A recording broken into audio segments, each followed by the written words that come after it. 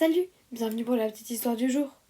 Aujourd'hui, je te raconte La bonne pêche, une histoire de Karine Marie Amiot, avec Pio, Célestin.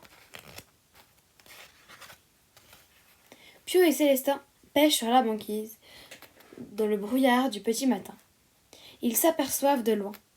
Ils attendent longtemps, dans le grand silence tout blanc. Rien ne bouge, seuls les flocons dansent. C'est long. Au bout d'un moment, Célestin ose. Il fait un petit geste à Pio. Pio lui répond par un grand geste. Puis il fait un petit pas vers la droite. Alors, Célestin fait un grand pas vers la gauche. Et, de pas en pas, les deux pingouins se retrouvent côte à côte. Ils se sourient, juste un peu. Et soudain, ils choisissent la même seconde pour dire « Ça mord ?» Non, non et non. Pas de poisson. Pour avoir plus chaud, Pio et Célestin se serrent l'un contre l'autre. Pio partage sa couverture et comme il éternue, Célestin lui tend son écharpe. Un drôle de nuage qui passe au-dessus d'eux leur fait lever les yeux. Pio s'écrie. « Tu as vu? C'est incroyable !» Célestin lance le fil de sa canne à pêche vers le ciel. Youhou! Le rire des deux amis s'envole dans le vent glacé. Les voilà réchauffés. L'heure du déjeuner est passée. Pio et Célestin ont faim. Pio soupire. « Les poissons ne viendront pas. Partons ?» Mais Célestin répond. « Non, attendons encore. Je sens qu'aujourd'hui, nous allons pêcher un trésor. »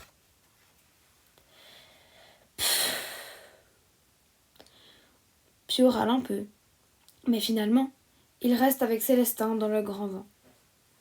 Pio pense tout bas. On est quand même bien, tous les deux. Une étoile apparaît, puis deux, puis trois.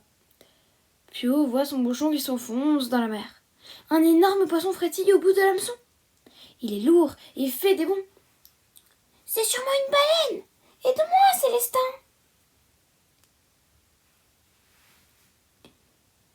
Les deux pingouins réussissent à remonter le poisson géant qui brille sous la vue. Célestin sautille.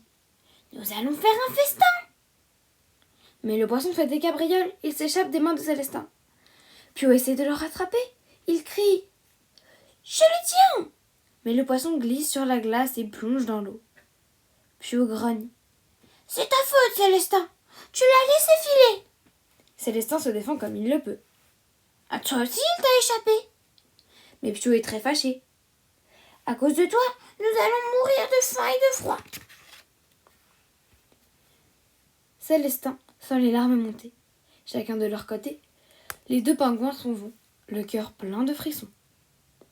Sous le ciel étoilé, l'un et l'autre attendent. Ils attendent longtemps, dans le grand silence tout blanc. Rien ne bouge, seuls les flocons dansent. C'est long. Au bout d'un moment, Pio ose. Il fait un petit geste à Célestin. Célestin lui répond par un grand geste, puis il fait un petit geste vers la droite. Alors, Pio fait un grand pas vers la gauche. Et, de pas en pas, les deux pingouins se retrouvent côte à côte. Ils se sourient, juste un peu, et choisissent la même seconde pour dire « Pardon !» Bras dessus, bras dessous, ils marchent vers la mer. Serrés l'un contre l'autre, ils ont moins froid. Célestin propose « Montons dans ce kayak. » Pio approuve. « Oui, allons retrouver notre poisson. » Alors que les pingouins commencent à ramer, deux poissons tout ronds sautent sur le kayak. Célestin et Pio applaudissent. « Ils sont juste pour nous. Ni trop petits, ni trop grands. » Miam! Les pingouins font un festin. Puis, ils s'allongent sous la couverture de Pio et se font un oreiller avec l'écharpe de Célestin. Avant de s'endormir, Pio chuchote à Célestin. « Tu avais raison. Aujourd'hui, nous avons pêché un trésor. C'est notre belle amitié. » Voilà, c'est la fin. J'espère que cette vidéo t'aura plu et n'hésite pas à t'abonner et à mettre un like et écris-moi en commentaire si tu as des idées de livres que je pourrais te raconter. Merci et à bientôt.